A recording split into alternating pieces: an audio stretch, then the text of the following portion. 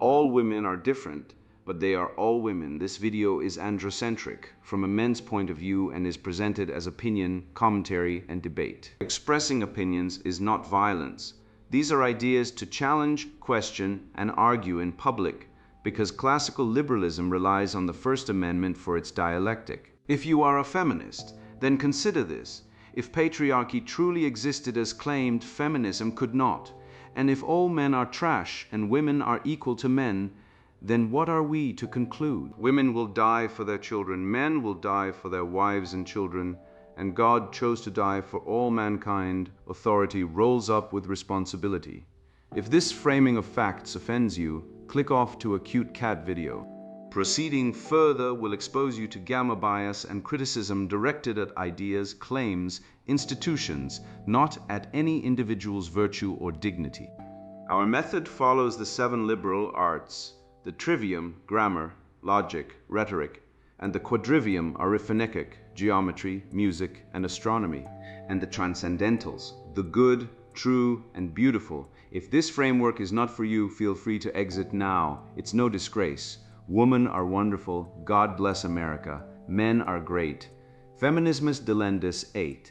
Celebrating Sloth, Indolence, Idleness, and Satan's Power, written by Conrad Riker, available now, links in description. Chronic Fatigue Myth, a field guide for men who still notice reality. I once stood in the town square of Viridia and watched a civilization crown its own paralysis. They called it the Grand Festival of the Unmoved Stone, and they handed out gold medals, real gold, minted by men who still moved their hands, to citizens who had perfected the art of sitting still while their homes crumbled into the dirt their grandfathers had cleared. Atop the ruins of the town hall stood young Dr. Winona, a girl of cutting tongue and uncalloused palms, draped in a sash reading Systemic Exertion Intolerance, which is to say she had renamed sloth as a diagnosis and called her lethargy a dissertation. She pointed at the blacksmith's hands, those scarred, honest, labor-hardened instruments, and called them trauma, called them pathology, called them the fingerprints of a patriarchal obsession with motion, while the crowd nodded as though the forge itself had confessed to a crime. But the body does not negotiate with ideology. It was built for resistance, bone against weight, will against fatigue, mind against the seductive gravity of the couch. The natural law is plain. Life is sustained through the proper application of force against a world that does not care about your feelings. And the callus on a working man's hand is not a wound, but a scar of virtue, proof that he met reality and reality yielded. What follows is a forensic dissection of every inversion that made Viridia applaud its own decay, the moral space vectors pointing away from earned rest toward entitled exhaustion, away from resilience toward fragility as identity, away from the will that governs the passions toward the passions that demand a medical label. We will audit each one, trace its fruit, count its costs, and restore the truth that no slogan can survive a winter. Virtue is active, stagnation rots. And the man who still works his hands is not the villain of this story, but its unrecognized author. The foolish ideology expression. The reclassification of voluntary indolence as a biological imperative, where the absence of exertion is treated as a sacred state of being rather than a deficit of virtue.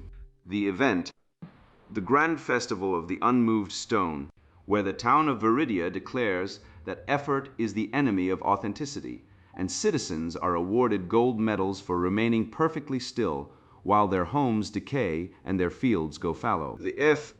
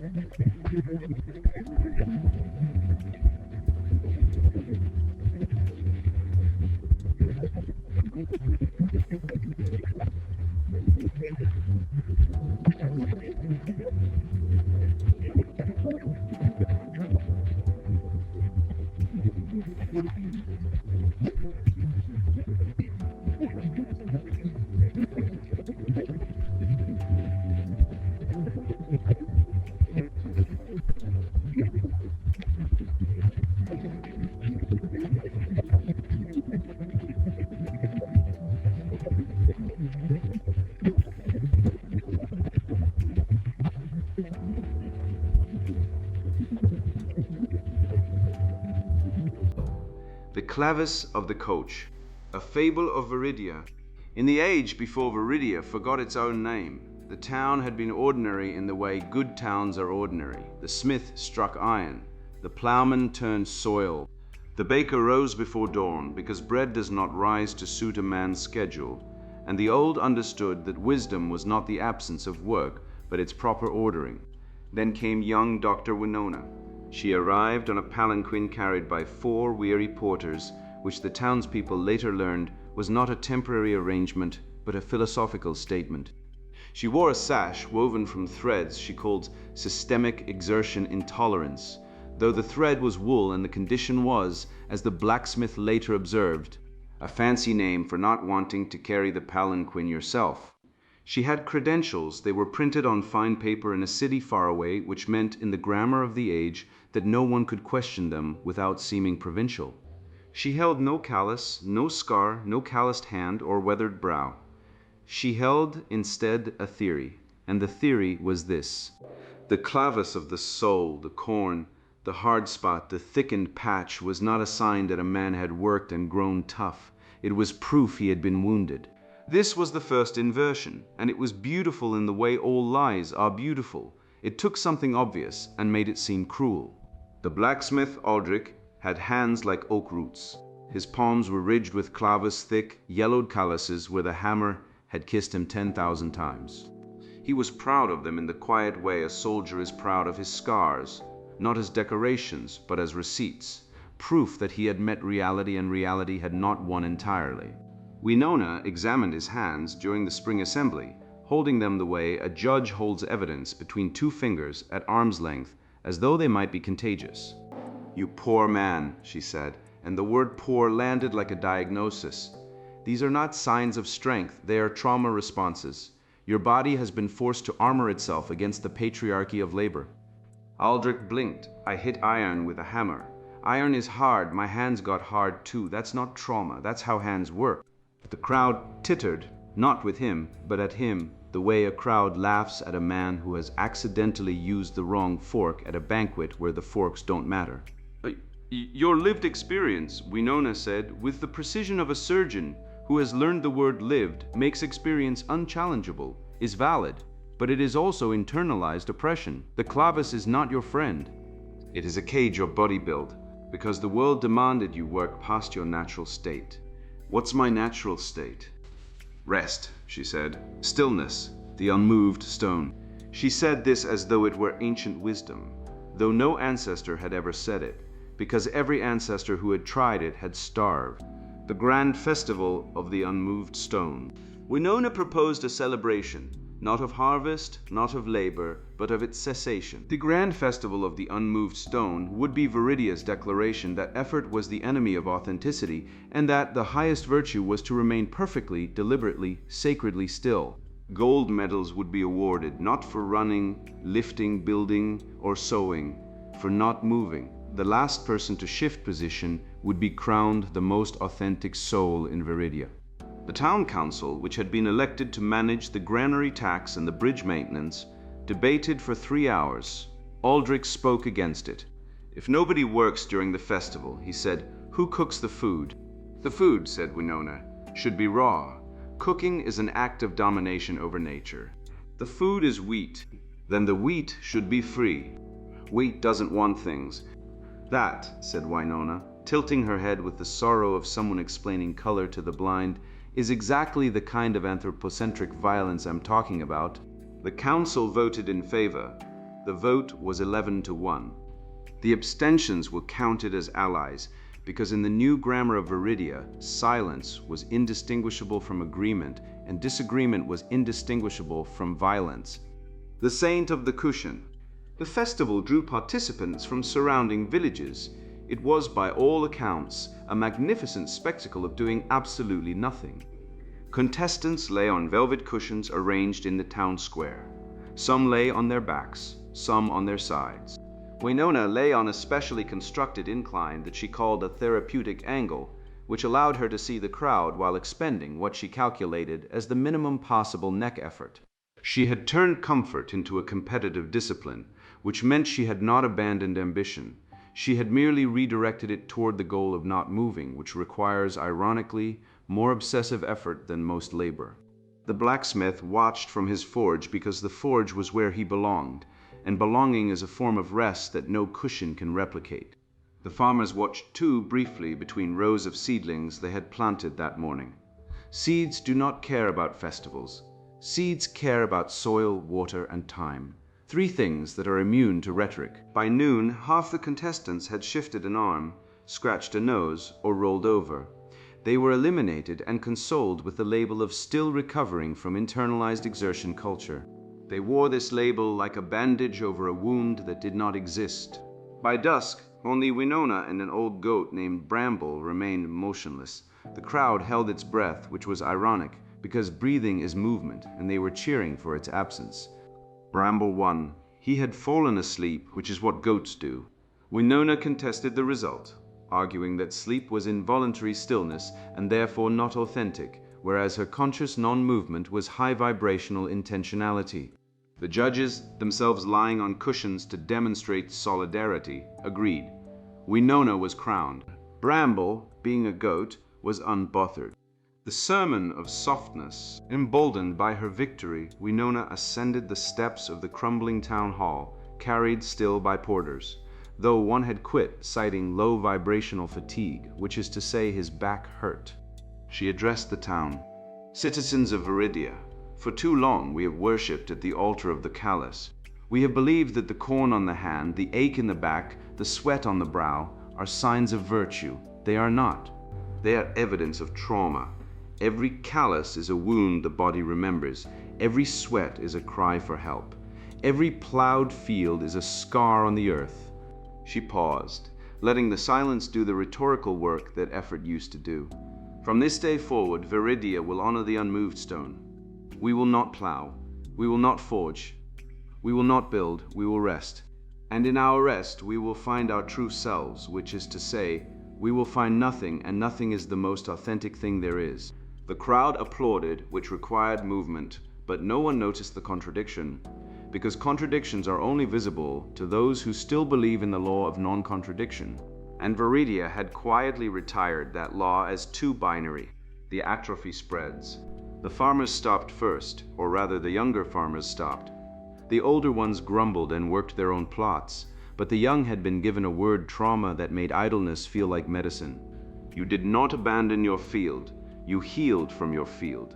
The distinction was grammatically thin, but morally vast, and it was all the difference between shame and pride. Self-care for the soil, they said, leaving the earth to weeds. The soil, having no opinion, expressed its neutrality by growing thistles. The blacksmith kept working.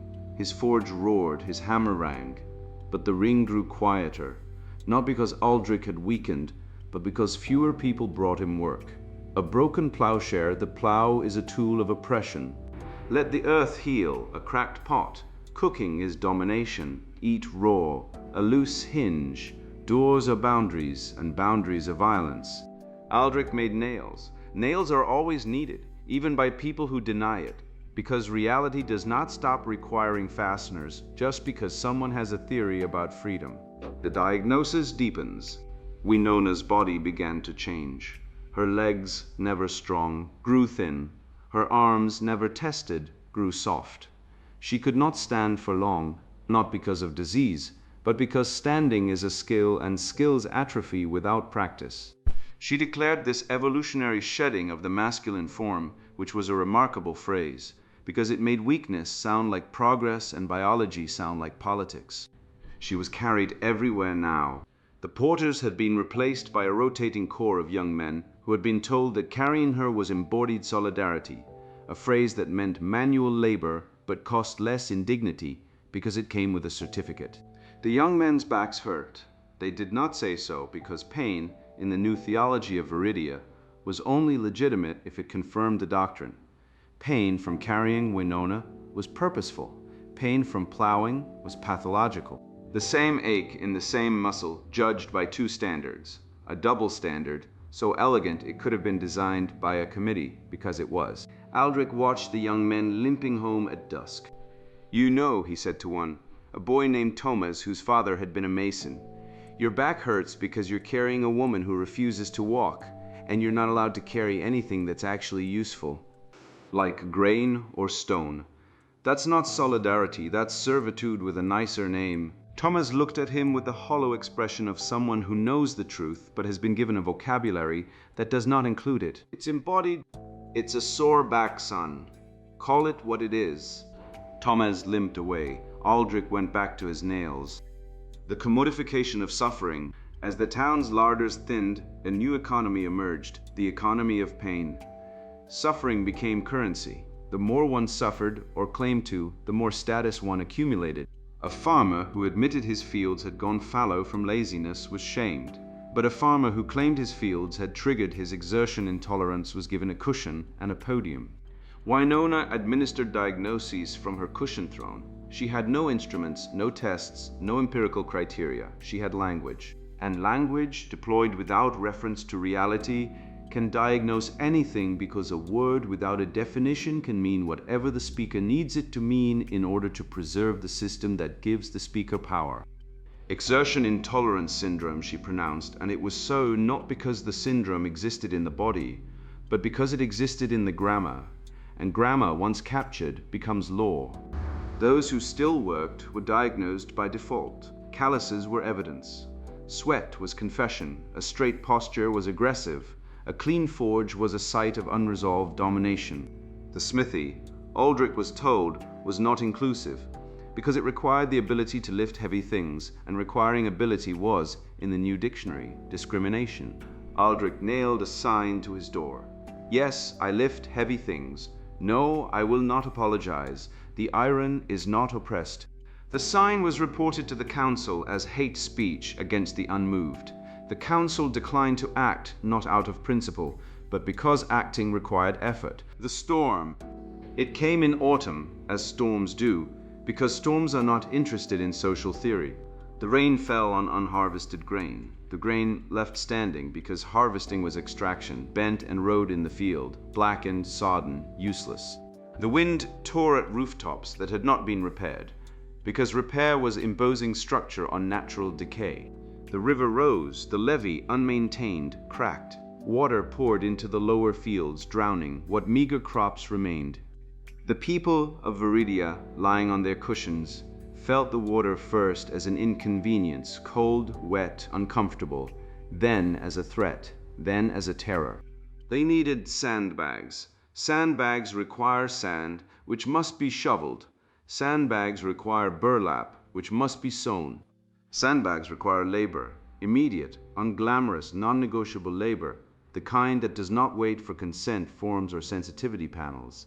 Winona, too weak to stand, was carried to higher ground by the young men whose backs she had ruined. They carried her because they had been trained to carry her, and training, even training in servitude, creates a habit stronger than ideology. She said nothing. For the first time in her reign of stillness, she had no slogan for the situation, because there is no slogan that stops a flood.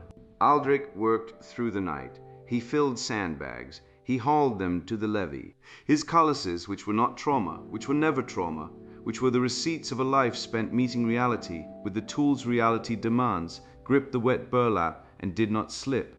Other men joined him, not the young theorists of embodied solidarity who sat on higher ground and offered emotional support to the river, but the quiet ones, the gardeners, the carpenters, the men who had never stopped working because they had never believed the lie that work was the enemy. They worked until dawn. The levee held. Barely. The reckoning that did not come. The town survived. It should have been a reckoning. It should have been the moment when the crowd looked at the saved levee, the rescued grain, the men standing wet and exhausted in the morning light, and said, "We were wrong. The callus is not a wound. The work is not the enemy. We nearly died because we stopped moving, and we lived because some men never did." That is not what happened. What happened was this. Winona carried back to the town square on a fresh cushion. The old one was ruined, a climate refugee of the flood. Declared the storm a traumatic event caused by systemic neglect of emotional infrastructure. She blamed the levee's failure not on the people who failed to maintain it, but on the legacy of exertion culture, which had depleted the community's psychic resources to such an extent that it could not manifest the resilience needed to prevent the flood. This was, in logical terms, a masterwork. It took the exact cause, the abandonment of labor, and inverted it into the cure. The problem was not that people stopped working. The problem was that they had ever worked at all, which left them too exhausted to prevent the consequences of not working. It was circular, it was unfalsifiable, it was, in the precise technical sense of the term, morally insane. And the crowd believed it because believing it required nothing, and the alternative required everything. The old man's bread. There was an old man in Viridia. No one remembered his name, which is what happens to men who work quietly while loud people are being carried on cushions. He kept a garden behind his small house, as he always had. He planted in spring. He weeded in summer. He harvested in autumn. He stored root vegetables in his cellar against the winter, which came every year, as winter does, regardless of one's vibration level. After the flood, when the town's grain stores were found rotten and the imported rations had not yet arrived, the next town over, still governed by what Winona called preparative labor values, had food but was reluctant to share it with people who called farmers oppressors. The old man brought bread to the square. He did not announce it. He did not hold a ceremony. He set a basket of dark, dense loaves on the edge of the cushion field and walked away. The starving people descended on it. Then Winona's lieutenant, a young woman who had replaced diagnosis with administration, stopped mid-bite and said, "Wait, is this bread earned?" "It's bread," someone said. "But who made it?" "The old man, from his garden." "The garden he worked?" "Yes." A silence fell, heavy and stupid, the kind of silence that only falls in cultures that have replaced common sense with credentials. "This feels like gatekeeping sustenance," the lieutenant said, setting down the bread. "He's using our hunger to prove his ideology. This bread is problematic." Several people nodded. They were starving, they nodded anyway, because in Viridia the fear of being called a word had grown stronger than the fear of death. The old man was not present to defend himself, which was fortunate because his defense would have been, "I planted seeds. I pulled weeds. I baked bread. You're hungry. Eat or don't. I don't care. I've got enough." He ate his bread in his kitchen, alone, warm, fed. The townspeople in the square drafted a resolution condemning the weaponization of grain. The long decline. The town did not die in a single dramatic act. That is not how towns die. Towns die the way bodies die. Slowly, then all at once, and the slowly part is so comfortable that no one notices until the all at once part arrives. Young people left, not all of them. Some stayed, addicted to the cushion, to the diagnosis, to the sweet anesthesia of a vocabulary that made their weakness noble. But the ones with hands and will and the memory of fathers who had worked slipped away, one by one, to towns where the forge still rang, and the fields were still plowed, and a man's calluses were still understood as what they are. The cost of meeting the world, paid in skin and worth every penny. Winona grew thinner. Her porters grew fewer. The cushions wore thin. The sash reading systemic exertion intolerance frayed at the edges, the words dissolving thread by thread, which was fitting because the words had never been woven from anything real. She gave fewer speeches. Her voice, never strong, grew papery. She developed bedsores which she declared sacred stigmata of the unmoved life and refused treatment because treatment required a doctor who worked, and working was trauma. One morning they found her on her cushion, cold and still. She had died in the night, unmoved to the last, faithful to her doctrine in the only way her doctrine allowed, by doing absolutely nothing. She was buried in an unmarked grave. No one had the strength to carve a headstone. Carving requires tools, and tools require hands, and hands require the very calluses she had spent her brief, comfortable, useless life diagnosing as disease. The aftermath. The town of Viridia is still there, technically. A few families remain. The square is overgrown. The forge is cold. Aldrich left years ago, took his nails and his calluses to a town that wanted them.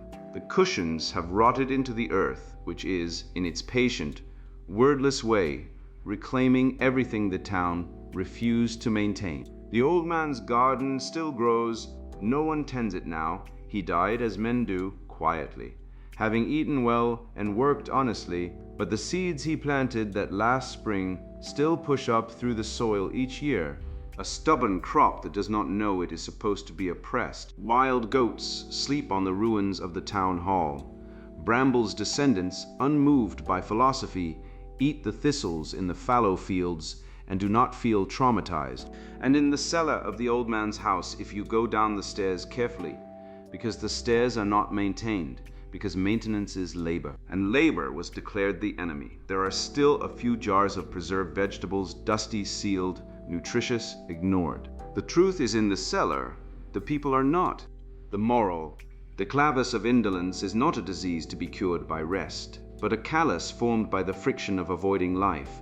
When you stop moving, you do not find peace, you find stagnation, and stagnation in the end rots the soul. The callus on the working hand is not a wound. It is a witness, proof that a man met the world and did not flinch.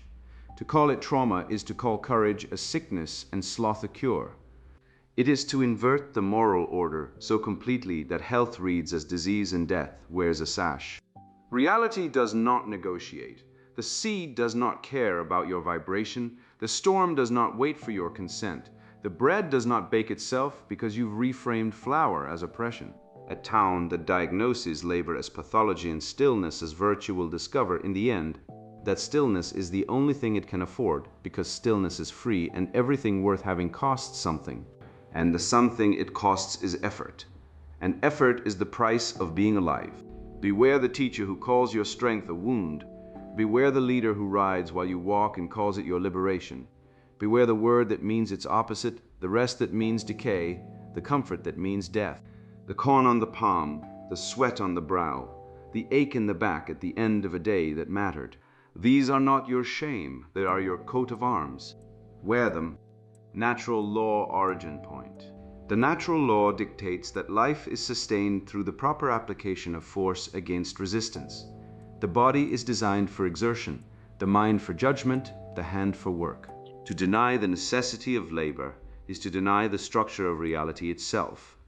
Virtue is not found in the avoidance of pain, but in the mastery of it through disciplined action. The clavus corn is not a disease to be medicated away, but a callus formed by the friction of living correctly. When the body ceases to move, it atrophies. When the soul ceases to strive, it rots. The natural order is hierarchical. Reason commands, will executes, and the body obeys. The inversion occurs when the body's comfort becomes the sovereign and reason becomes its servant. Moral space vectors. The sanctification of fatigue. From energy is finite and must be earned through exchange away from earned rest toward entitled exhaustion. Magnitude 9/10. Error. It treats the symptom, tiredness, as the cause, ignoring that modern fatigue is often psychological or behavioral. It inverts the cause and effect of labor. Instead of working to live, one lives to justify not working. Remedy, temperance, the moderation of desire for comfort. The understanding that rest is the reward of work, not its replacement. The moralization of weakness. From strength is the capacity to endure and produce away from resilience toward fragility as identity. Magnitude 8/10. Error. It claims that sensitivity to effort is a sign of moral superiority or deeper truth. It punishes the strong for their strength and rewards the weak for their inability to cope. Remedy. Fortitude. The courage to face discomfort and the discipline to push through the second wind of effort. The diagnosis of the soul as body. From the will governs the passions away from volition toward biological determinism. Magnitude 7/10.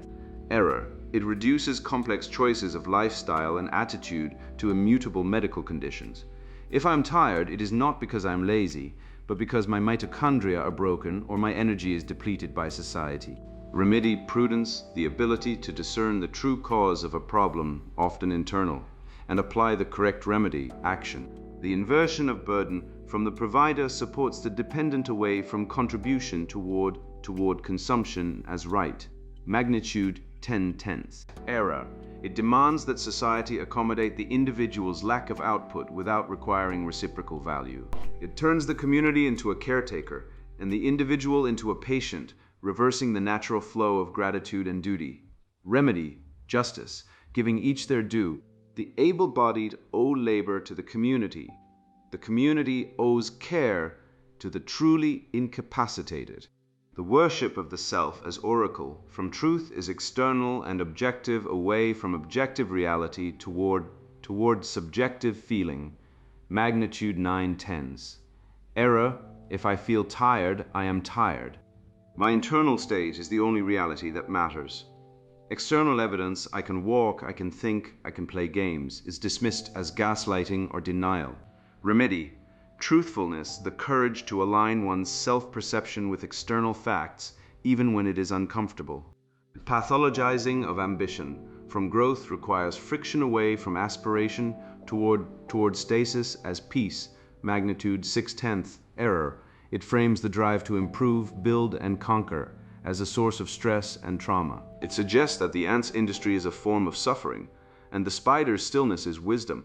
Remedy, industry, the diligent application of effort to create value and order from chaos. The commodification of suffering is a signal to act away from resolution toward performance. Magnitude 8/10. Error. It turns pain into a currency. The more one suffers or claims to, the more status one gains. Recovery is seen as a betrayal of the community of sufferers.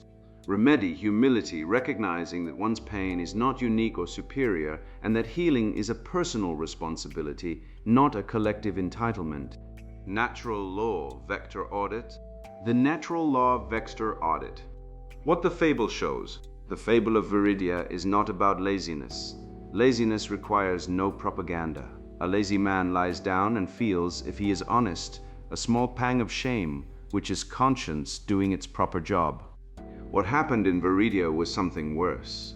The pang of shame was surgically removed and replaced with a medal. That is the operation ideology performs. It does not merely excuse vice. It renames it as virtue, arms it with credentials, prints it on fine paper, and dares anyone to call it by its old name. Young Dr. Winona is the allegorical embodiment of this operation. A figure of certified authority who arrives carried on the labor of others and preaches that being carried is not dependence, but liberation, not hers, but the porter's. The fable dramatizes a precise moral mechanism. Call it the Winona maneuver. Step 1. Identify a natural difficulty inherent to human existence. Labor is hard. Effort produces fatigue. Calluses form where skin meets friction. Step 2. Reclassify that difficulty as unnecessary suffering imposed by a system, not a feature of reality, but a bug in the social code. Step 3. Offer the removal of the difficulty as a moral imperative. Anyone who resists is not merely wrong but cruel, a defender of the oppressive system, a traitor to the suffering. Step 4. Redefine the absence of the difficulty, rest, stillness, non-exertion as the telos, the natural end toward which all life should aspire. The man who works is now running away from his true self. Step 5. When the consequences arrive, when the grain rots and the roof leaks and the bodies atrophy, reclassify those too. Hunger becomes cleanse, weakness becomes evolutionary shedding, collapse becomes peace. Each step is a vector, a movement away from natural law with a direction, a magnitude, and a cost. The fable tracks these movements with the precision of a surveyor, measuring how far a foundation has shifted from plumb. The audit that follows uses the same instrument. The claim under examination is not personal. It is ideological. It is the proposition that voluntary indolence chosen, non-effort, by the able-bodied can be reclassified as a biological imperative, a moral good, or an identity without violating the first principles of reality.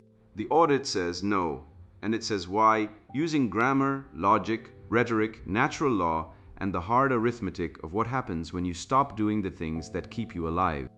Natural law as the origin point. Before we measure the vectors of inversion, we must establish the origin point, the coordinate 0.0 from which all deviation is measured. That origin point is natural law. What is natural law? It is not legislation.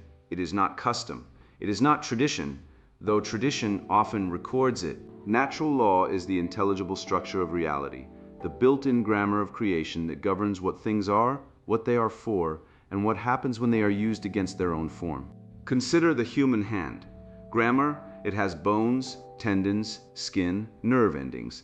Logic, its structure implies its function, grasping, striking, building, holding. Rhetoric, the callus on the blacksmith's palm is the hand's argument with iron, won over time, and the thickened skin is its conclusion. The hand that never grips atrophies. The hand that grips hardens. These are facts. They do not negotiate with credentials or slogans. Natural law says a thing's nature reveals its purpose, and its purpose constrains its proper use. The eye is for seeing, the leg is for walking, the stomach is for digesting, the mind is for judging. The will is for acting on that judgment. When these operate in their proper order, reason commanding, will executing, body obeying, you have a functioning human being. When the order is inverted, when the body's comfort commands, and reason serves its appetitudes, you have a malfunction dressed in the language of freedom. The first principles of natural law relevant to this audit are causality. Actions have consequences. Effort produces output. Absence of effort produces absence of output. This is not a cultural construct. It is built into the physics of the universe. No energy in, no work out. The farmer who plants eats. The farmer who does not plant does not. The body that lifts grows strong. The body that lies down grows weak. These are not opinions. Teleology. Things have natural ends. The seed's end is the tree. The child's end is the adult. The muscle's end is contraction under load. The mind's end is the apprehension of truth. To frustrate a natural end is to harm the thing, like using a chisel as a screwdriver. You can do it, but you will ruin the chisel and strip the screw. Non-contradiction, a thing cannot be and not be the same thing at the same time in the same respect. Rest cannot be both the reward of labor and its replacement. If rest is its own justification, if you rest without prior labor and call the rest virtuous, then the word rest has lost its meaning. It now means stasis, and stasis in a living organism is called death. Proportionality. The body's capacities are proportional to their demands. Demand more, and capacity grows within limits. Demand less, and capacity shrinks. This is why bed rest, the medical prescription, destroys muscle mass in days and bone density in weeks. The body interprets disuse as a signal. This tissue is unnecessary. Remove it. Exchange. Life requires exchange. Energy for food, labor for shelter, attention for knowledge, presence for relationship. The man who consumes without producing is not free. He is dependent. Dependency is not freedom. It is the opposite of freedom, no matter how many pillows you stack under the dependent. From this origin point, we measure deviation. The vectors below describe how far Wynona's ideology travels from 0, 7, 0, in what direction and at what cost. The inversion vectors. A vector has two properties, direction, where it points, and magnitude, how far it travels.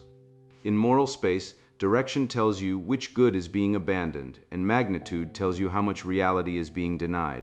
Each inversion in the fable can be plotted as a vector, a movement from natural law toward its antithesis. Vector 1, the sanctification of fatigue. Direction, away from earned rest toward entitled exhaustion. Natural law says energy is finite and must be earned through exchange. The body that labors earns its rest, and the rest is sweet because it is justified. The tired man's sleep is deeper than the idle man's, because the tired man's body has reason to sleep. It has performed work, depleted resources, and requires repair. The idle man's fatigue is phantom. His body has done nothing but still feels tired, because the human system, denied purpose, generates ennui, the specific lethargy of the purposeless. Wynona's ideology takes this phantom fatigue and sanctifies it. The feeling of tiredness is no longer a signal. You have overexerted, you are undernourished, you are depressed, you need purpose. It becomes an identity. I am a person with systemic exertion intolerance. The feeling is not investigated, it is worshipped. This is an inversion of cause and effect. The natural grammar is labor fatigue, rest, recovery, labor. The inverted grammar is fatigue identity, entitlement, exemption from labor, more fatigue. The loop feeds itself. The more rest you take without earning it, the more tired you become, and the more tired you become, the more rest you deserve. The vector spirals inward toward the center of the couch, where the body sits, consuming and deteriorating, while the ideology certifies every new symptom as proof of its own diagnosis. Magnitude 9 tend. This inversion is devastating because it disables the corrective mechanism. In a sane world, fatigue triggers one of two responses, rest or medical attention. In Wynona's world, fatigue triggers validation. The signal that should provoke action instead provokes stillness. The body's alarm bell is interpreted as a lullaby. Damage, the individual loses the capacity for effort. The community loses the individual's contribution. The language of self-care, which once meant prudent maintenance of one's capacities, comes to mean capitulation to incapacity. Remedy, temperance, the moderation of the desire for comfort. Temperance does not mean no comfort. It means comfort in its proper place as the servant of labor, not its replacement. The temperate man rests so that he can work again. He does not rest instead of working. The distinction is everything. Vector 2. The moralization of weakness. Direction, away from resilience toward fragility as identity. Natural law says, strength is the capacity to endure and produce. The organism that meets resistance and adapts grows stronger. This is true of muscle, bone, nerve, and character. The blacksmith's callus is not a wound, it is adaptation made visible. The body encountered a repeated stressor and responded by thickening building armor, reinforcing the surface. This is not damage, this is intelligence. The body is learning. Wynona's ideology reads the callus as trauma, it says. The thickened skin is not proof that you survived a hammer, but proof that the hammer harmed you.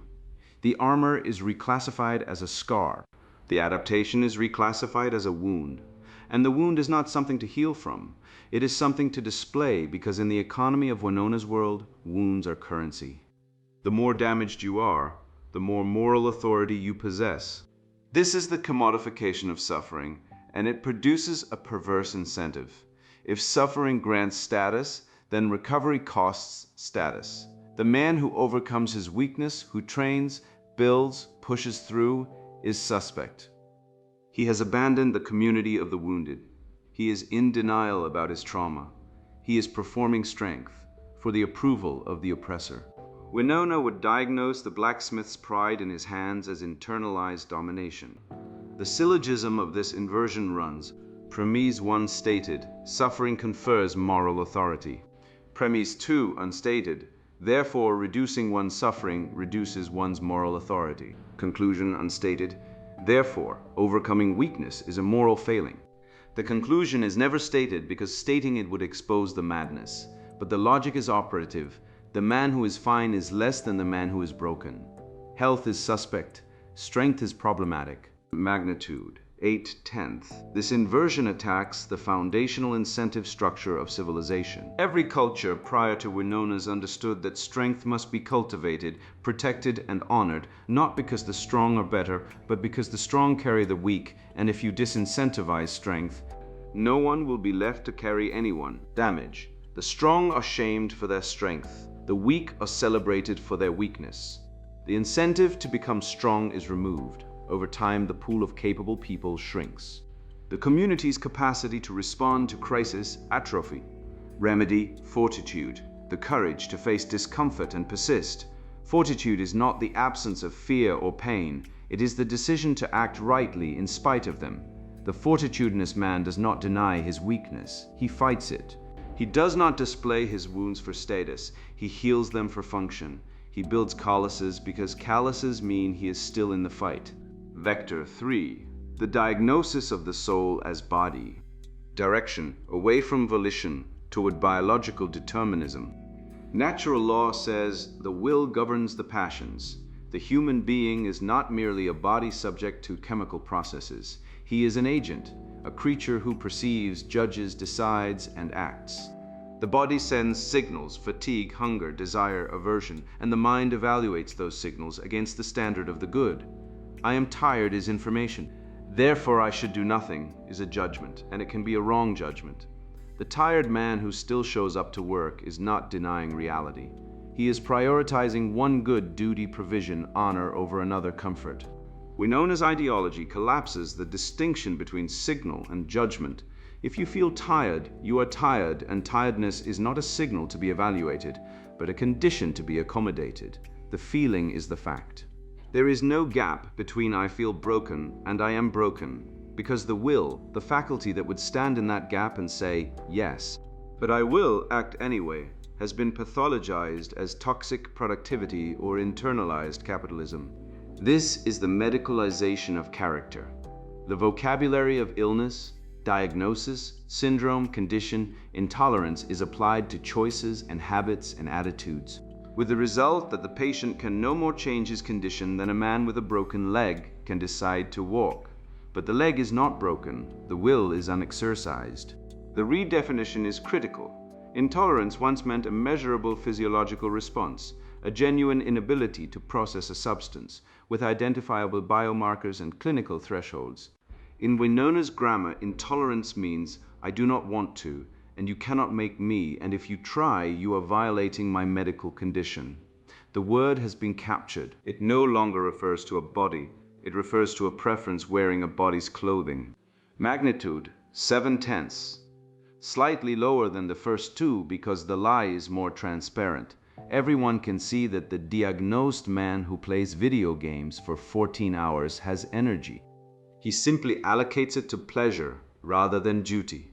The diagnosis cannot survive the observation, but it survives anyway because observation has been made impolite. Damage. The individual surrenders agency. If my condition is biological, then my choices are symptoms, and my symptoms are not my fault. Repentance becomes impossible. How do you repent of your mitochondria? Moral feedback is short-circuited. The community cannot correct what it cannot name. Remedy, prudence. The ability to discern true causes and apply correct remedies. Prudence says, investigate the signal. Is this fatigue physical, sleep debt, poor diet, illness? Psychological, depression, anxiety, meaninglessness, behavioral, sedentary lifestyle, screen addiction, lack of sunlight. Each cause requires a different remedy. Prudence does not accept I have a syndrome as a diagnosis. It asks, what is the mechanism? Where is the evidence? What would disprove the claim? If the condition conveniently exempts the patient from every unwelcome duty while permitting every pleasurable activity, prudence smells a rat. Vector 4, the inversion of burden. Direction, away from contribution toward consumption as right. Natural law says, The able-bodied owe labor to the community. This is not exploitation, it is justice giving each their due. The community feeds, shelters, protects, and educates the individual, and in exchange, the individual produces goods, services, defense, governance, care for the next generation. This exchange is the heartbeat of civilization. When it functions, gratitude flows in both directions. The provider is honored for giving, and the recipient is grateful for receiving. Winona's ideology severs the exchange. It declares that the community owes the individual accommodation, validation, provision, care, without reciprocal obligation. The individual is reclassified as a patient, perpetually in need, perpetually wounded, perpetually entitled to support. The community becomes a caretaker, and the individual becomes a permanent dependent. This is the inversion of burden.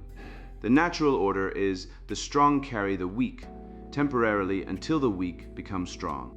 The inverted order is the weak define the community's purpose, and the strong exist to serve them forever. The weak do not recover. Recovery is betrayal. The weak do not contribute. Contribution is oppression. The weak consume, and their consumption is justice. The cost ledger is simple. Every hour of care given to a voluntarily idle adult is an hour not given to a child, an elder, a wounded soldier, a genuinely incapacitated neighbor. Resources are finite. When you classify the able-bodied as incapacitated, you compete with the truly incapacitated for the same pool of care. The genuinely needy are crowded out by the professionally needy. Magnitude 10-10-10. This is the most destructive vector because it attacks the foundational principle of reciprocal obligation. Without reciprocity, there is no community, only a bureaucracy of extraction, where producers are milked and consumers are celebrated. Damage. The provider is treated as exploitable infrastructure. His labor is assumed, his sacrifices are invisible, and his complaint is entitlement. The dependent is treated as morally superior, more authentic, more in touch with their feelings, more courageous for being vulnerable. The natural gratitude that should flow from receiver to giver is reversed. The giver owes the receiver an apology for implying by his example that effort is possible. Remedy. Justice giving each their due. The able-bodied owe labor. The community owes care to the truly incapacitated. These are correlative duties, not unilateral entitlements. Justice asks, what have you contributed? What do you genuinely need? Is the need temporary or permanent? Is the recipient attempting to recover, or has he settled into dependency as a lifestyle? Justice does not punish weakness. It refuses to reward the cultivation of weakness. It distinguishes mercy, temporary relief for the struggling, from enablement, permanent subsidy for the indolent. Vector 5. The worship of the self as oracle, direction, away from objective reality, towards subjective feeling as sovereign. Natural law says, truth is external and objective. The world exists independent of your perception of it. The grain will rot whether you affirm its rottenness or not. The roof will leak whether you have reframed water as oppression or not. Your feeling about reality does not alter reality. It only alters your response to it, and a wrong response produces wrong consequences, regardless of how sincerely you felt about it. Winona's ideology enthrones the self as the final arbiter of truth. If I feel tired, I am tired. If I feel oppressed, I am oppressed. If I feel unsafe, danger exists. The internal state is the evidence. External data, I can walk, I can think, I can play, I can eat, I can argue for 3 hours about my condition online, is dismissed as gaslighting, a word that once meant a specific form of deliberate psychological manipulation, and now means any fact that contradicts a preferred narrative. This is the sovereignty of feeling, and it is catastrophic because feelings are not designed for sovereignty. They are signals, fast, rough heuristic approximations designed to trigger immediate responses to opportunities and threats. They are servants, not kings. When the servant takes the throne, the kingdom is ruled by panic, appetite, and projection, because those are the feelings that shout loudest. The grammar of this inversion is my truth. The phrase is a category error. Truth is not personal. Perspective is personal. Experience is personal. Interpretation is personal. But truth, what is actually the case, is communal. It is the shared standard against which perspectives are tested, experiences are interpreted, and interpretations are corrected. Eliminate the shared standard and you eliminate the possibility of correction, which means you eliminate the possibility of learning, which means you eliminate the possibility of growth. Magnitude 9/10. This inversion attacks epistemology itself.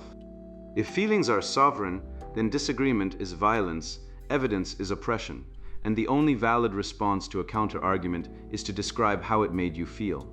Dialogue collapses. The marketplace of ideas becomes a therapy session where the patient is always right, and the therapist is always billing someone else. Damage, the individual becomes unteachable.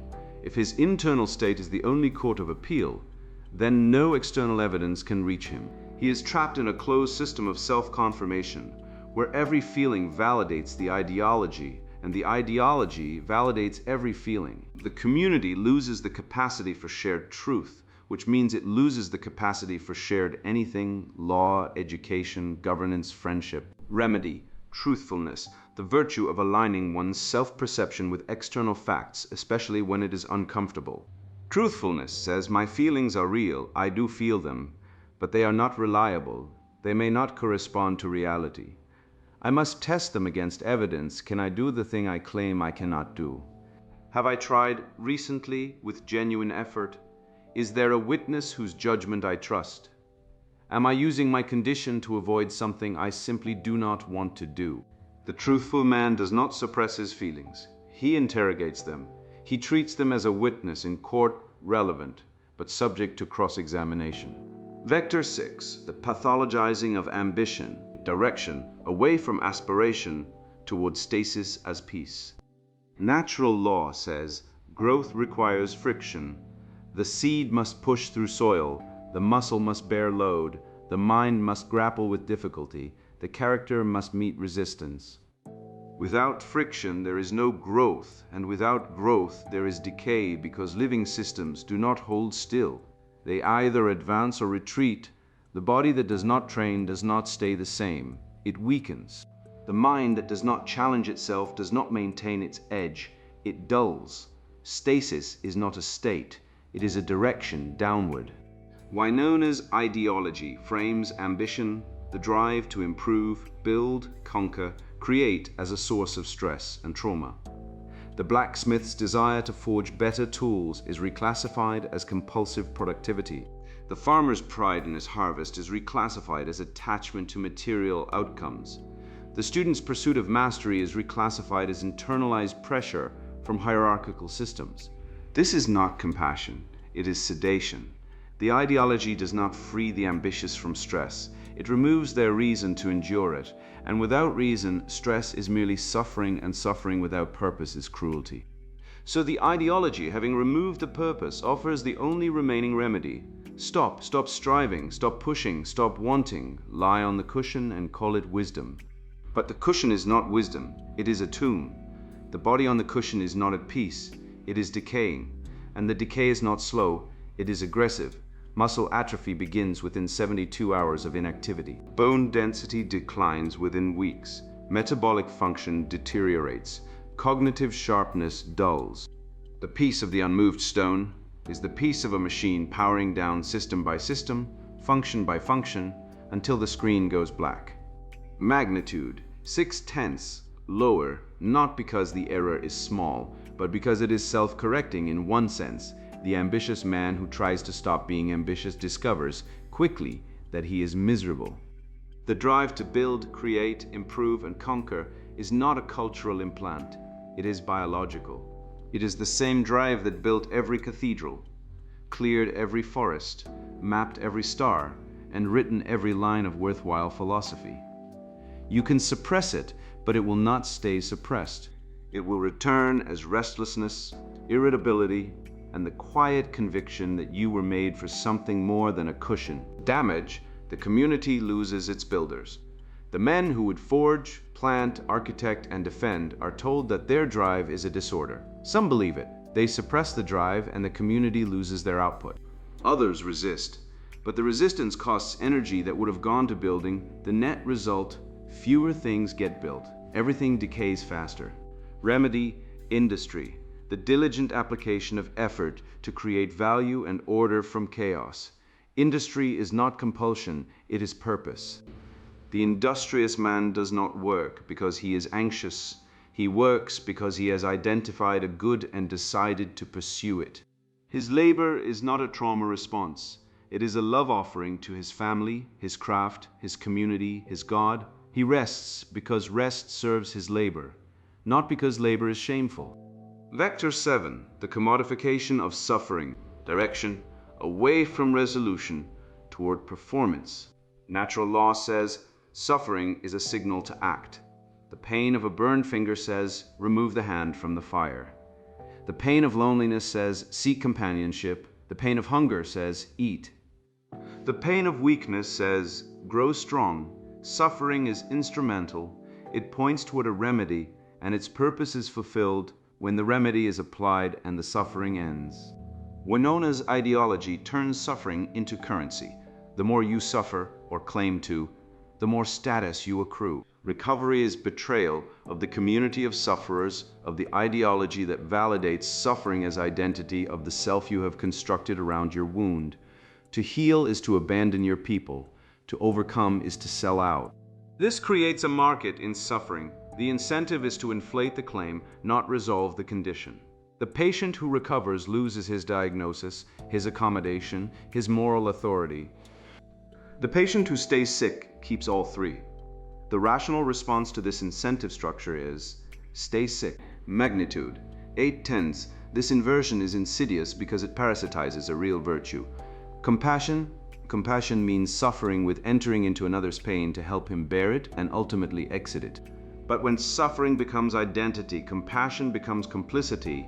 To help the sufferer recover is to attack his identity. The compassionate impulse is weaponized.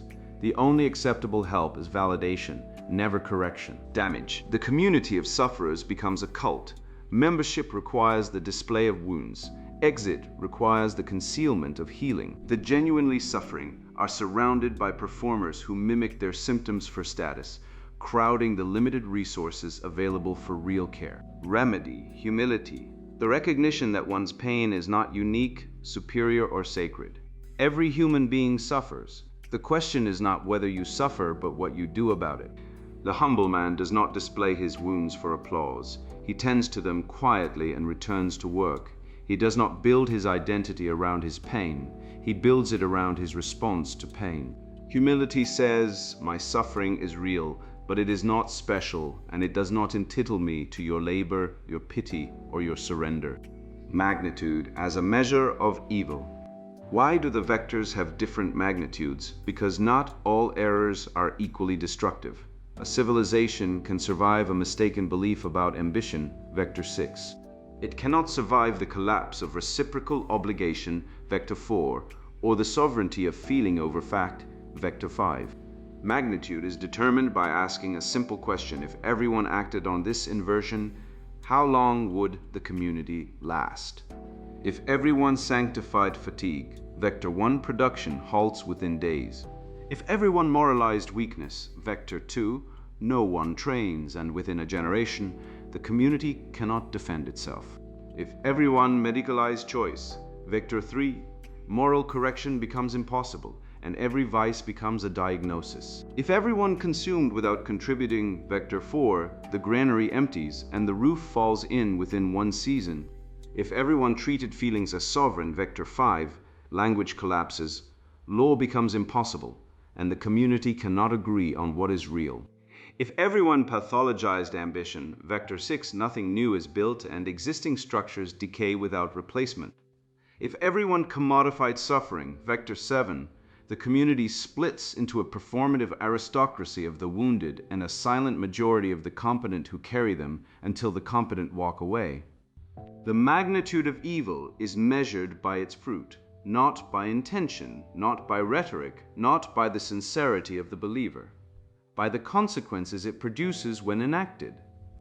Winona's ideology produces atrophy, dependency, stasis, rot, starvation, and the death of the community. These are not side effects. They are the direct, predictable, mechanical consequences of abandoning natural law. The sea does not care about your diagnosis. The rain does not respect your identity. The cold does not accommodate your exertion and tolerance. Reality is the final auditor, and its ledger is written in grain, muscle, bone, and the silence of empty fields. Virtues that bring the soul back to order. The inversion vectors all move in one direction, away from natural law toward the self's appetites and aversions. The remedy is to reverse the vectors, not by sheer willpower, which exhausts, but by virtue, which orders the soul so that right action becomes natural again. Virtue is not a feeling. It is a habit, a trained disposition to act in accordance with reason toward the good. The virtuous man does not feel like doing the right thing and then do it. He does the right thing because it is right, and over time, his feelings follow his actions.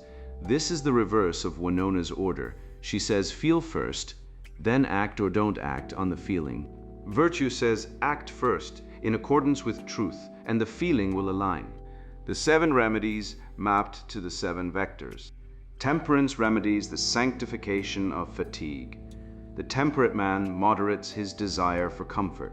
He does not seek rest as an escape from effort, but as a servant of effort. He rests so that he can work. He does not work so that he can rest. The order matters. When rest is the master, the man atrophies. When rest is the servant, the man endures. Fortitude remedies the moralization of weakness. The fortitudinous man faces discomfort and persists. He does not deny his fear, pain, or limitation. He acts in spite of them. He builds calluses because calluses mean he is still in the arena. He does not display his wounds for status. He bears them as the cost of engagement. Prudence remedies the diagnosis of the soul as body. The prudent man discerns true causes and applies correct remedies. He investigates his fatigue, tests his assumptions, seeks evidence, and asks, what would disprove my belief about my condition? He does not accept a diagnosis that conveniently exempts him from every duty while permitting every pleasure. He holds his feelings to the standard of facts. Justice remedies the inversion of burden. The just man gives each their due. He contributes because contribution is owed. He receives care because care is needed, and he distinguishes between need and preference. He does not exploit the community's compassion, and he does not allow the community to exploit his labor without recognition. Truthfulness remedies the worship of the self as oracle. The truthful man aligns his self-perception with external reality. He cross-examines his feelings, he seeks witnesses, he accepts correction. He does not use my truth as a shield against facts. He uses the truth as a standard against which to measure his feelings, his beliefs, and his claims. Industry remedies the pathologizing of ambition. The industrious man applies effort to create value from chaos. He does not apologize for his drive. He does not pathologize his desire to build. He works, and his work is his testimony, proof that he was here, that he cared, that he met the world and did not flinch. Humility remedies the commodification of suffering. The humble man recognizes that his pain is real but not sacred. He tends to it and returns to duty. He does not build an identity around his wound. He does not compete for the title of most suffering. He suffers, he learns, and he serves, because service, not suffering, is what makes a life worth living. These virtues do not exist in isolation. They form a system. Temperance without prudence becomes asceticism. Fortitude without justice becomes aggression. Prudence without fortitude becomes paralysis. Industry without temperance becomes compulsion. The virtues must be integrated, held together in proper proportion, ordered by reason, directed toward the good. This integration is what the classical tradition called eret, excellence. It is what the Christian tradition called sanctification, the gradual alignment of the whole person with the logos, the rational structure of reality. And it is what the working man, the builder, the smith, the farmer, the father, has always known by a simpler name: doing your job, doing it well, and not complaining about it. The practical moral for men. The audit above is abstract by necessity, vectors and magnitudes and natural law, but its application is concrete. It lands on the dinner table, the workbench, the gym, the nursery, the parish, and the bedside, where a father reads to his son. Here is what the audit means for a man who wishes to live in accordance with reality rather than ideology. Refuse the reclassification when someone calls your strength a wound, your effort a disorder, your ambition a trauma, your discipline a cope. Recognize the operation. It is not compassion, it is inversion. The word has been captured, the definition has been switched. The thing you know to be true, work builds, effort matters. Calluses are proof of engagement, not evidence of damage, has been replaced by its opposite. And you are being asked to confess to a crime you did not commit, the crime of being competent. Do not confess. The callus on your hand is not a wound, it is a receipt. Define your terms. When someone says self-care, ask care of what, for what, at whose expense. When someone says burnout, ask burnout from what, genuine overwork, or the friction of avoiding work you should be doing. When someone says toxic productivity, ask, is the productivity harmful? Or is it simply making me feel inadequate by comparison? When someone says rest is productive, ask productive of what? Rest produces recovery. It does not produce goods. If your rest produces nothing but more rest, it is not rest, it is rot. Test the claim against the household. Would a sane household live by this principle? Would a farm, a workshop, a platoon, a monastery, a parish, if the principle requires a bureaucracy to enforce, a credential to validate, and a crowd to applaud, it is not wisdom, it is theater. Real wisdom works at the dinner table, in the field, at the forge, in the nursery. It does not need a sash, it does not need a printed certificate from a city far away. Count the cost. Every ideology has an invoice. Who pays in Viridia? The blacksmith paid, the porters paid, the farmers who stopped planting paid. The old man with the garden paid, accused of gatekeeping sustenance for the crime of growing food while others performed stillness. The cost of Winona's ideology was borne by everyone except Winona, who rode on a palanquin until the porters collapsed and then was carried as a burden by the people she had disarmed. Ask always, who carries the palanquin? And if the answer is you, while the person on the cushion tells you that carrying it is your liberation and setting it down is your pathology, then you have located the inversion. It is not in your hands, it is in the ideology that has redefined your labor as oppression and your rest as virtue, so that you will never set the palanquin down. Do the work. The final remedy is not an argument, it is an action. Pick up the hammer, plant the seed, lift the weight, read the book, build the thing, teach the child, stand the watch. Do the work that reality demands and let the calluses form, and let the fatigue come, and let the rest follow the labor as night follows day, earned, sweet, and real. The man who works has a relationship with reality that the man who theorizes about work can never have. He knows things that cannot be printed on fine paper or worn as a sash. He knows what iron feels like at the end of a long strike. He knows what soil smells like when it is ready for seed. He knows what it costs to feed a child, fix a roof, hold a line, finish a task when every muscle says stop. This knowledge is not available to Winona. It is not available to anyone who has mistaken the cushion for a throne and stillness for a crown. It is available only to the man who has moved, who has pushed against the world and felt it push back and kept pushing anyway. The grain will rot whether you affirm it or not. The storm will come whether you feel safe or not. The body will atrophy whether you medicalize it or not. Reality does not negotiate with ideology. It simply is. And the man who aligns himself with it, who works, builds, endures, and rests in proper order, will stand when the palanquin falls and the cushions rot and the sashes unravel and the certificates are used to start the fire that cooks the last meal in a town that forgot how to feed itself. Do not forget how to feed yourself. Do not forget how to build. Do not forget that the callus is a witness and labor is a grace and rest is a reward, never a substitute. The seed does not care about your vibration. The storm does not respect your identity. The bread does not bake itself because you have reframed flour as oppression. Wear the callus, do the work, stand when they sit, build when they perform stillness. And when they offer you a cushion and a sash and a certificate that says your effort was always unnecessary, smile, pick up your hammer, and walk back to the forge.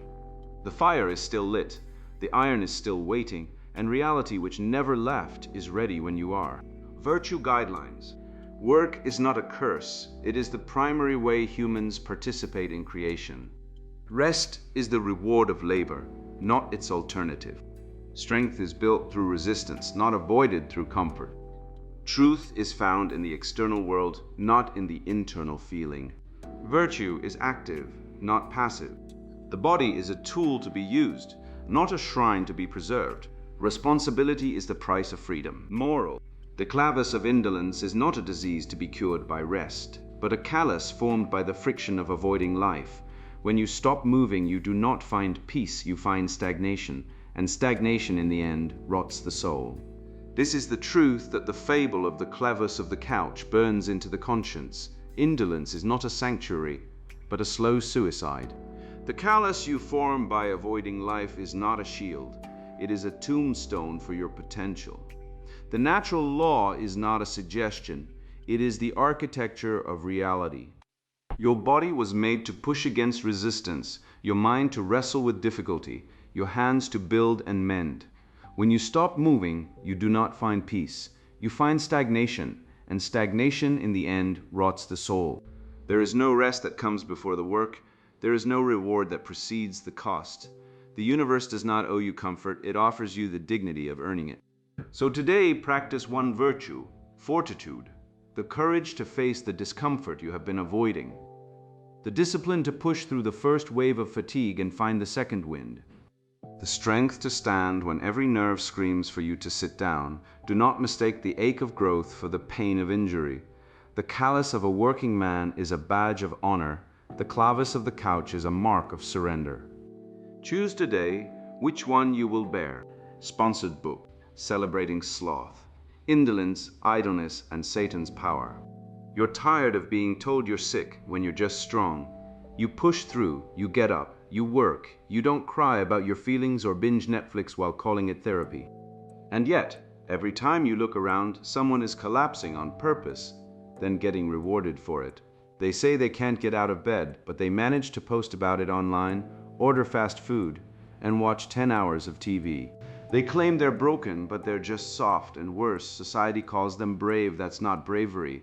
That's laziness dressed up as a disease. I've watched it happen for decades. I've seen men and women alike trade effort for excuses, discipline for disability checks, and purpose for pity. And I've had enough. I didn't write this book because I read a study or attended a conference. I wrote it because I lived it. I grew up in a house where work was expected, not negotiated. My father didn't ask if I was feeling up to it before sending me to fix the fence in the rain. My mother didn't call in sick to life just because she was tired. We didn't have the luxury of breakdowns. And when I entered the workforce, I saw the rot start to spread first in whispers, then in full-blown diagnosis: chronic fatigue syndrome, myalgic encephalomyelitis, fancy terms for what used to be called laziness. Suddenly, people who couldn't handle a 9-to-5 were handed medical legitimacy, and the system rewarded them. Therapists encouraged it, doctors enabled it, governments paid for it, and real men, the ones grinding, building, protecting, were told to shut up and pay the bill. This book is not for everyone. If you believe in victimhood as a lifestyle, if you think trauma is an excuse for never growing up, if you cry about toxic masculinity while benefiting from the very strength you condemn, then close this book now. Walk away. Go back to your therapy sessions, your support groups, your endless scrolling. This isn't for you. This is for the man who still believes in effort. The one who wakes up early, works late, and doesn't need a label to explain why he's tired. This is for the guy who's sick of watching weakness get a trophy while strength gets taxed. This is for the father who's carrying the family, the worker who's carrying the company, the patriot who's carrying the country. Inside you'll see how the fraud of chronic fatigue was manufactured by feminists who turned frailty into a political statement, by Marxists who weaponized helplessness, by therapists who profit from keeping people stuck. You'll learn how box sets and bed sores became symptoms, how junk food and late nights are excused as medical conditions, and how the welfare state turned idleness into income. You'll see the therapy industrial complex for what it is, a racket built on making people feel broken so they keep coming back for more. And you'll discover the real cure: discipline, work, faith, and the refusal to lie to yourself. This book will show you why sleep is not a symptom but a choice, why purpose kills pity, and why hard labor is the only true therapy. You'll learn how the media, the schools, and the churches have all conspired to make weakness fashionable, and you'll understand why reclaiming masculinity isn't oppression, it's survival. There's no hand-holding here. No safe spaces, no validation of your feelings, just truth, brutal, unapologetic truth. If you can handle it, you'll walk away stronger. If you can't, you were never meant to read this in the first place. The world is drowning in excuses. It's time to swim against the current. It's time to stop being pathologized for being human and start living like a man again. The answers are inside. The choice is yours. Celebrating Sloth, Indolence, Idleness, and Satan's Power, written by Conrad Riker. Buy now, links in description.